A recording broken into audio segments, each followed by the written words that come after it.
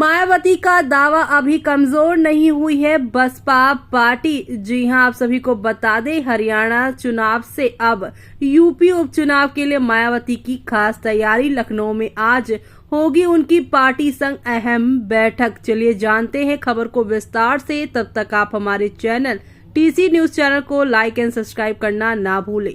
Bahujan Samaj party की मुखिया मायावती ने 19 सितंबर को उत्तर प्रदेश की राजधानी लखनऊ में बसपा की बड़ी बैठक बुलाई है। पार्टी की बैठक में मंडल स्तर से लेकर जिले स्तर के साथ सभी वरिष्ठ नेताओं को बुलाया गया है।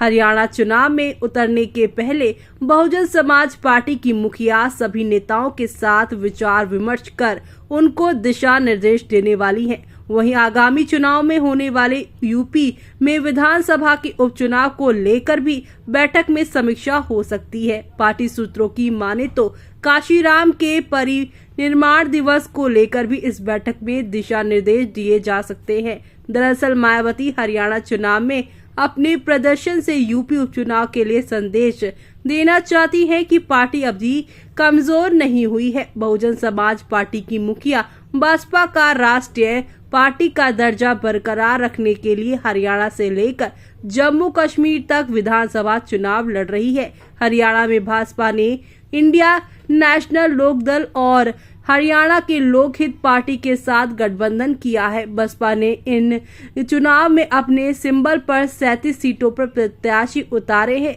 इस चुनाव में बसपा प्रमुख खुद प्रचार प्रसार करने के लिए 25 सितंबर से उतरने जा रही हैं। तो वहीं मायावती की हरियाणा चुनाव में 4 रैलियां होने वाली हैं। मायावती पहली रैली 25 सितंबर को जिंद में करेंगे, 27 सितंबर को दूसरी रैली फरीदाबाद में करेंगी, 30 सितंबर को तीसरी रैली करनाल में करेंगे और 1 अक्टूबर को चौथी रैली यहां पर यमुनानगर में वो करती नजर आएंगे आप लोगों को। एक समय था जब ऊर्जावान बीएसपी ने दलित मतदाताओं को यहां पर लामबंद करके मुसलमानों के अलावा ब्राह्मणों को संबोधित करने वाली अपने भाईचारे समितियों के माध्यम से कोर प्लस सामाजिक गठबंधन बनाकर चुनावी रूप से अपनी अपील को व्यापक बनाने की कोशिश की थी। अब उसी के तहत आकाश आनंद को भी इसी चुनाव में लगा रखा है। आकाश आनंद आज से ही छोटी छोटी जनसभाएं कर कैडर को मजबूत करने का काम करेंगे। वहीं जनता से खुद को कनेक्ट करेंगे। इसके लिए वो बड़ी सभाएं नहीं बल्कि गांव-गांव जो है चौपाल करेंगे। वो खेतों में जाकर लोगों से मुलाकात कर बसपा का जनाधार बनाने की कोशिश करेंगे।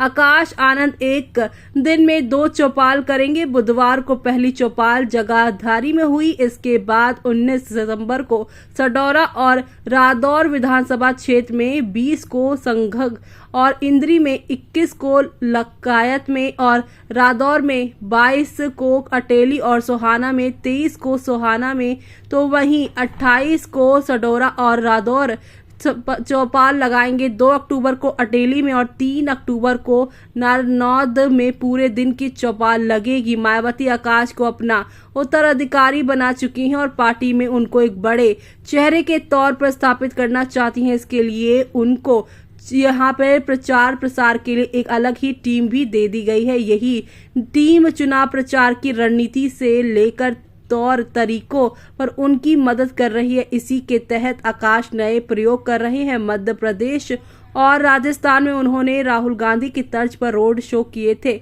उसके बाद यूपी के लोकसभा चुनाव में बड़ी जनसभाएं की।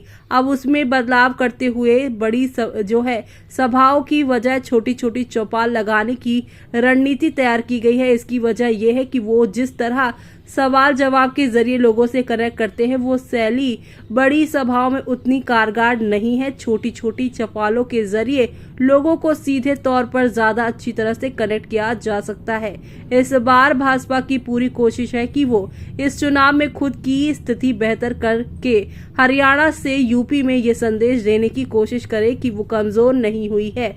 लोकसभा चुनाव में अप्रत्याशित पराजय के बाद बसपा प्रमुख मायावती सक्रिय हो गई हैं। ऐसे में उपचुनावों में दूर रहने वाली बसपा को इस बार मैदान में उतरने का पूरा मूड बना लिया है। इन सीटों पे प्रभारी घोषित करके यहां तैयारियों को रफ्तार दी जा रही है। यूपी की करनाल, मिल्कीपुर, कटहरी, कुंदरकी, गाजियाबाद, खैर, मीरापुर, फूलपुर, मजवा और सीमा मऊ पर उपचुनाव होना है। इन सीटों पर बसपा के पास खोने के लिए कुछ भी नहीं है। वहीं अगर वो जीत दर्ज करने में कामयाब हो गई तो वो आगामी चुनावों के लिए कार्यकर्ताओं को जोड़ने में मदद मिल सकेगी। ऐसे में अब इस पूरी खबर पर आपका क्या कहना है, हमें कमेंट बॉक्स में कमेंट करके बताना बिल्कुल भी ना भूलें। आप तब तक आप हमारे चैनल यानी टीसी न्यूज चैनल को लाइक एंड सब्सक्राइब करना ना भूलें।